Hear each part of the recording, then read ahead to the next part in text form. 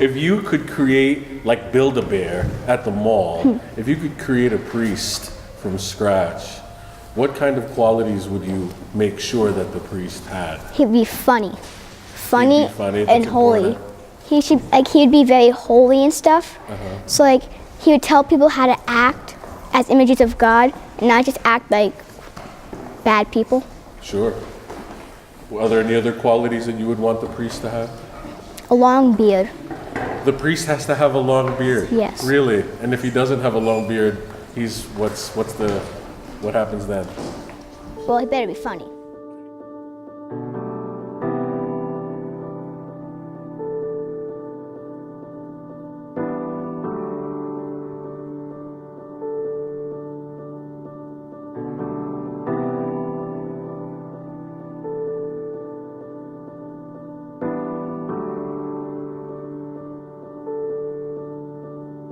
There's one priest in my parish, and every time I talk to him in confession, he always reminds me that I am enough for God, because many times I tell myself, I'm not good at this, I'm not enough.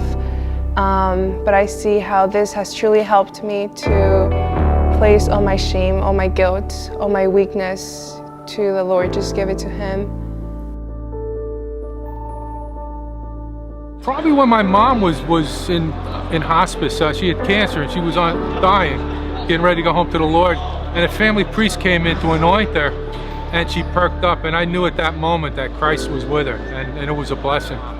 And really, I was not quite a fallen away, but I was like a non-traditional Catholic where I wasn't at church all the time. And that really brought me back to the Lord. Yeah, but that one time when she was very sick and he came to anoint her, is when I really felt the presence of Christ for the first time in my life.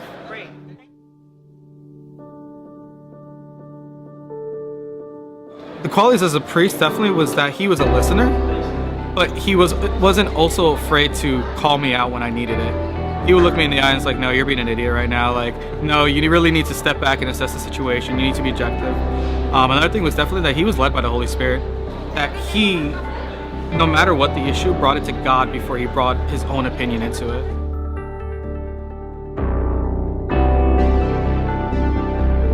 If you believe that God is calling you, it's not something that comes from you, it comes from God, and you're responding to him. Please do it. We need priests, we need you. I pray for you every day. There's been moments in my life that I've been in a dark place, and I have come to a priest, and that priest was like the lighthouse, shining a light, taking me from the darkness to safe harbor. And I've always learned that at a time of crisis, the person to seek out is a priest.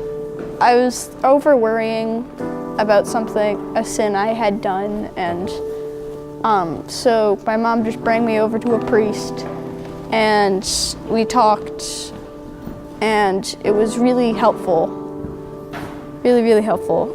And I've very rarely felt that way since.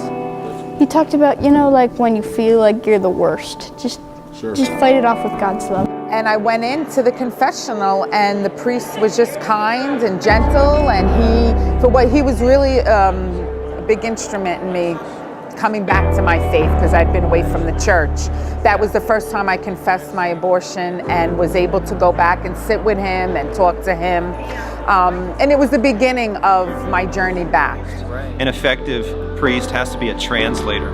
He has to be able to take the gospel, which anybody can recite, but be able to translate into our daily lives. To be able to connect what we are doing, interacting, socializing with others, but to be able to put that in the mindset of God's will and not necessarily ours. I think that's the most effective trait or characteristic of a priest.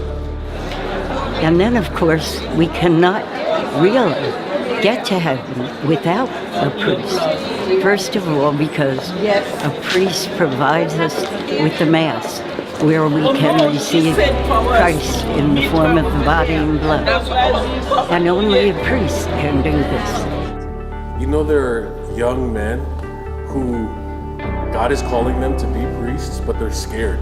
They're in high school, they're in college, they're thinking about becoming priests, but they're nervous. They're so nervous. If you could talk to one of them, what would you say? Don't be scared of what your fear is. Just You like it. If you do it, then you appreciate it. Awesome. Thank you so much.